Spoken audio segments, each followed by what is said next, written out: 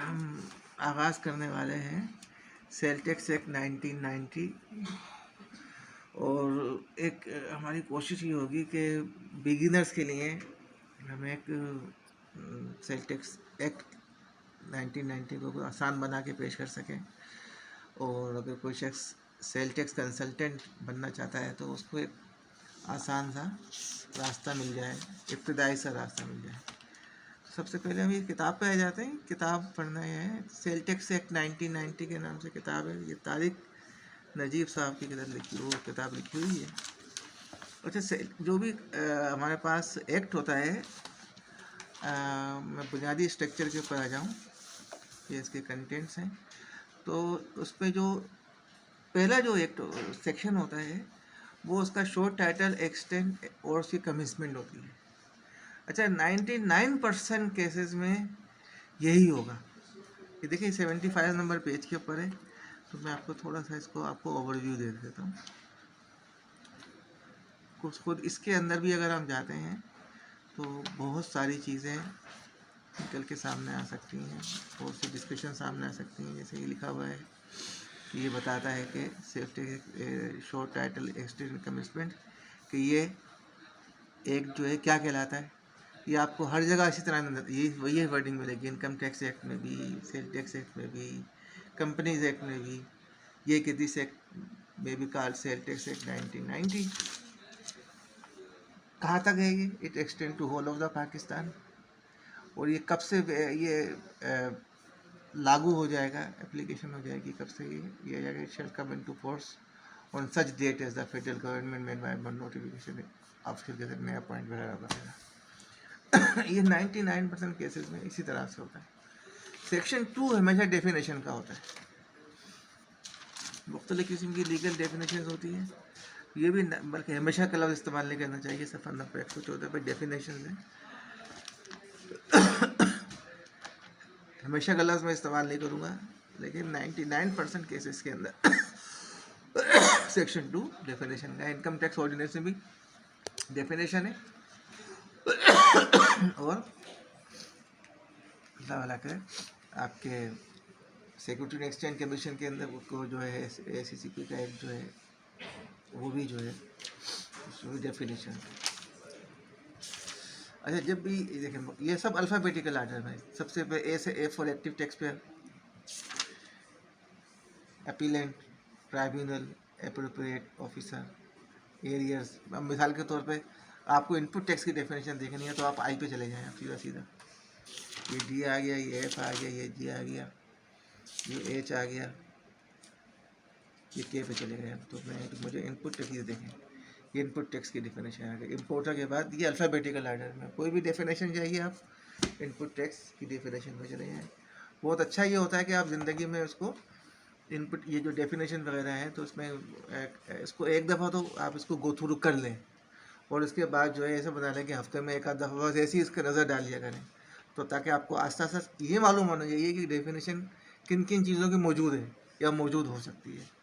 अच्छा, अब जो सबसे इम्पोर्टेंट जिससे मैं अभी बात करने के लिए चाह रहा हूँ वो है section 3, scope tax, page number 217 पे। अच्छा, जो ये जो टैक्स वाले जो होते हैं ना, बुक्स होती हैं, जैसे इनकम टैक्स हुआ, जैसे सेल टैक्स हुआ, जैसे फेडरल एक्साइज ड्यूटी हुई, जैसे कस्टम्स हुआ, तो उसकी जो बुनियादी चीज़ ये होगी उसके अंदर कि उसमें एक होगा चार्जिंग सेक्शन।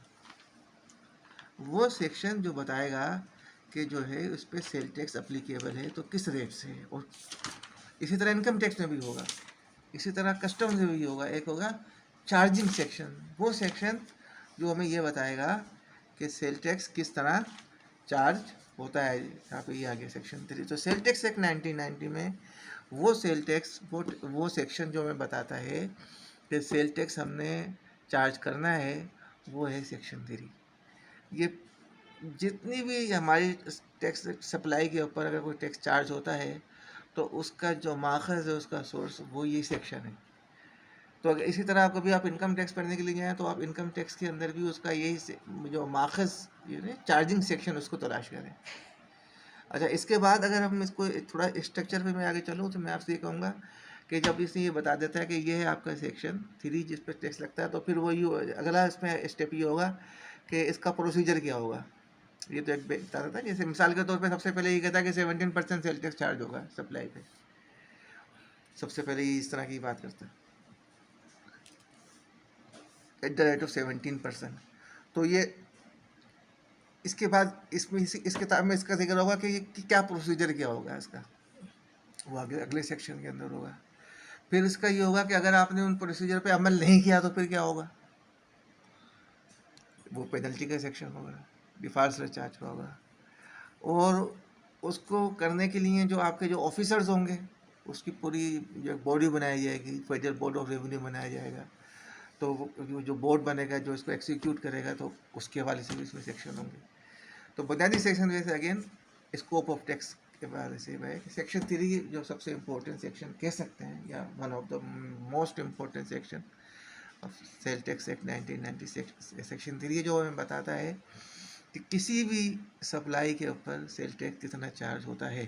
तो बिल्कुल शुरू में आ जाता है, ये बताता है कि subject to the provision of this act there shall be charge levied and paid tax known as the sale tax at the rate of 17% of the value of 17% sale tax charge होता है supply पे।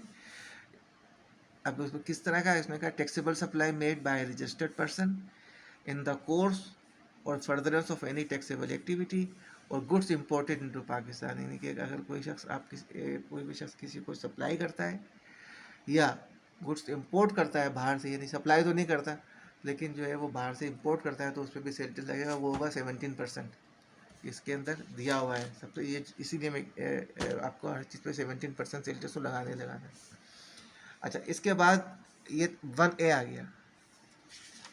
1A ये भी बहुत important sub section है। ये बताता है कि अगर कोई शख्स अनरजिस्टर्ड हो, और अब तो यानी सेल टैक्स में अनरजिस्टर्ड हो या इनएक्टिव हो, एक्टिव ना हो टैक्स के अंदर, तो उस पर 17% तो लगेगा। इसके अलावा ऊपर से 3% और लगेगा, सेल टैक्स लगेगा इसके ऊपर। तो ये दो चीज़ें इंपॉर्टेंट हैं कि आपको 17% सेल टैक्स हर सप्लाई पे लगना चाहिए, और अगर आप जो है ये जो ख़रीदने वाला है, जो बायर है, अगर वो रजिस्टर्ड ना हो या एक्टिव ना हो तो उसके ऊपर 3% फर्दर सेल टैक्स लगेगा। अब इसमें एक सवाल, इसको ख़त्म करने से पहले, इस वीडियो को ख़त्म करने से पहले मैं इसके अंदर एक सवाल मैं तशरीह करता चलूँ कि 17% रेट कोई ऐसा नहीं है कि हर चीज़ पर 17% सेल टैक्स ही लगता है। चीज़ों के ऊपर रिड्यूस रेट भी लग सकता है, 10% भी लगता है, 8% भी लगता है, 2% भी लगता है, 1% भी लगता है, और इवन 0% भी लगता है। इन सब चीज़ों का जिक्र भी इसी सेक्शन 3 में दिया हुआ है आगे चलकर। तो उसको हम आगे चल के इन चीज़ों को मज़ीद डिस्कस करेंगे। फ़िलहाल ये सिर्फ दो चीज़ें कि 17% सेल टैक्स आमतौर पर लगता है, मुख्तलिफ रेट भी लग सकता है, वो आगे दिया हुआ है। और अगर कोई शख्स इनएक्टिव हो या रजिस्टर्ड ना हो तो उसके ऊपर 3% फर्दर सेल टैक्स लगेगा। टर्म याद रखिएगा, further sale tax. Extra tax कुछ और चीज़ होती है, फर्दर सेल टैक्स कुछ और चीज़ होती है। आप पूछ सकते हैं कि वैसे ये एक्टिव टैक्स जो शख्स किसे कहते हैं भाई एक्टिव टैक्स? तो एक्टिव टैक्स पे की डेफिनेशन हमारे पास डेफिनेशन के सेक्टर में दी हुई है। बिल्कुल पहली डेफिनेशन है सेक्शन 2 की, वो मैं आपको बस एक नज़र दिखा देता हूँ, बाद में आप खुद पढ़ सकते हैं इसको डेफिनेशन में जाकर। आप ये बिल्कुल पहली डेफिनेशन है एक्टिव टैक्स पेयर की, ये आप खुद ही पढ़ लीजिए, मौजूद है यहाँ पर। ये एक्टिव टैक्स पेयर की डेफिनेशन यहाँ से लेकर यहाँ तक दिलचस्प। अच्छा, इसके अलावा ये है कि एक्टिव टैक्स पेयर का अगर आपको देखना हो तो ये आपके वेब पोर्टल पे ही मिल जाएगा कि कौन सा शख्स ऐसा है कि जो कि एक्टिव है या नहीं है। तो इसके बारे में जब हम सेक्शन 3 को थोड़ा आगे चलेंगे तो ये भी देखेंगे कि एक्टिव टैक्स पेयर मालूम कैसे होता है कि वो एक्टिव टैक्स पेयर है या नहीं है। तो आज की वीडियो मेरा ख्याल है काफ़ी होगी,